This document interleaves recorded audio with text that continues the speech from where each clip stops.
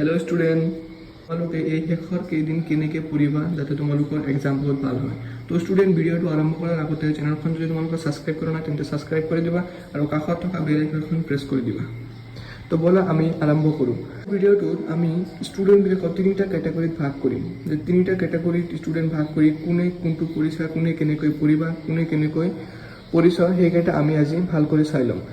তোমালোকে এই শেষৰ কেইদিন কেনেকৈ পঢ়িবা যাতে তোমালোকৰ এক্সাম বহুত ভাল হয়। আজি আমি ছাত্ৰ ছাত্ৰীসকলক তিনিটা কেটেগৰীত ভাগ কৰিম। তো ষ্টুডেণ্টকেইটা প্ৰথম কেটেগৰীত হ'ব যে কেটেগৰী এ। তো কেটেগৰীত এত আছে যিসকল ষ্টুডেণ্টে এতিয়ালৈকে একো কৰা নাই, আৰু কেটেগৰীত বিত আছে যিসকল ষ্টুডেণ্টে প্ৰথমৰ পৰা অলপ অলপ পঢ়ি আহিছে কিন্তু ভাল কৰি চব ছাবজেক্ট পঢ়া নাই বা চবকেইটা চেপ্টাৰ পঢ়া হোৱা নাই। আৰু তৃতীয়ত আছে যিসকল ষ্টুডেণ্টে শেষৰ পঢ়া শেষ হ'ল আৰু ৰিভিজন বাকী আছে।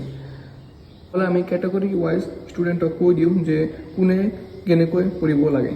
আমি কেটেগৰী চিৰ ষ্টুডেণ্টৰ কথা আলোচনা কৰোঁ ফাৰ্ষ্ট। তো যিসকল ষ্টুডেণ্টে অলৰেডি পঢ়া শেষ হৈছে সেই ষ্টুডেণ্টে এতিয়া ভাল কৰি চব চেপ্টাৰ গ্ৰামাৰ আদি বস্তু ভালদৰে চোৱা, ভালদৰে ৰিভিজন দিয়া, আৰু যদি কিবা কনফিউজ থাকে তোমালোকে তেন্তে কমেণ্ট বক্সত জনাবা, আমি তোমালোকৰ প্ৰব্লেমখিনি ছল্ভ কৰি দিম। আৰু তোমালোকে কনফিডেঞ্চ হেৰুৱাব নালাগে যে কেনেকৈ পঢ়িম বা কেনেকৈ কি কৰিম, এক্সামত লিখিব পাৰিম নে নাই। তোমালোকে চিন্তা কৰাৰ দৰকাৰ নাই, ভালদৰে ৰিভিজন দি যোৱা, তোমালোকে আৰামছে এক্সামখনত বহুত ধুনীয়া কৰি লিখিব পাৰিবা। যিসকল ষ্টুডেণ্টে প্ৰথমৰ পৰা পঢ়ি আহিছে সেইসকল ষ্টুডেণ্টে এক্সামত বহুত ভাল কৰি লিখিব। সেইসকল ষ্টুডেণ্টৰ কাৰণে ষ্টুডেণ্টৰ কোনো চিন্তা কৰিব লগা দৰকাৰ নাই। তোমালোকে মাথো পঢ়া আৰু এক্সামখনত তোমালোকৰ বহুত ভাল কৰি লিখিব পাৰিবা। এতিয়া আমি আলোচনা কৰিম কেটেগৰী ছেকেণ্ড, কেটেগৰী বিত থকা ষ্টুডেণ্টবোৰ। একচুৱেলি এই ষ্টুডেণ্টবোৰ এভাৰেজ ষ্টুডেণ্ট। তো এই এভাৰেজ ষ্টুডেণ্ট কেইটাৰ একচুৱেলি বহুত প্ৰব্লেম হৈ থাকে। এই ষ্টুডেণ্ট কেইটাই ভালদৰে গোটেই বছৰ নপঢ়েও, অলপ অলপ পঢ়েও।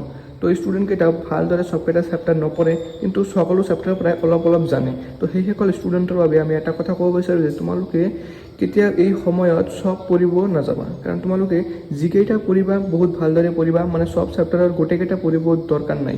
যিকেইটা পঢ়িবা সেইকেইটা এক্সপাৰ্ট হ'বা, যিকেইটা জানিবা সেইকেইটা যাতে তোমালোকৰ ভুল নহয়।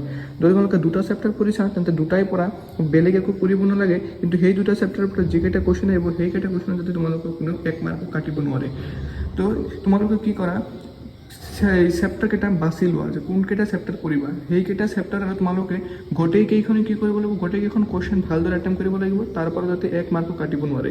তো এইটো প্ৰিপেয়াৰ কৰা যে মই এইকেইটা চেপ্টাৰ পঢ়িম, টাৰ্গেট ফিক্স কৰি লোৱা যে এই চেপ্টাৰকেইটা পঢ়িম, এই চেপ্টাৰকেইটাৰ পৰা মোক কোনেও এক মাৰ্কো কাটিব নোৱাৰে। তো এইখিনি কৰাৰ আগতে তোমালোকে টাৰ্গেট লৈ লোৱা যে এইখিনি পঢ়িম, এইখিনি পঢ়িলে মই আজি শেষ কৰিম।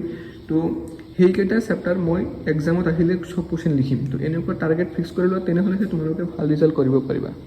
আৰু এভাৰেজ ষ্টুডেণ্টৰ কাৰণে এইটোৱেই মূল মন্ত্ৰ হয়। এতিয়া আমি আলোচনা কৰোঁ কেটেগৰী এত থকা ষ্টুডেণ্টবোৰ। কেটেগৰী এত থকা ষ্টুডেণ্টবোৰৰ মেইনলি কি, যিসকল ষ্টুডেণ্টে নপঢ়ে বা পঢ়াৰ ইচ্ছা নাই, তো এতিয়া লাষ্টৰ সময় ভাবি আছে কি কৰোঁ কি নকৰোঁ।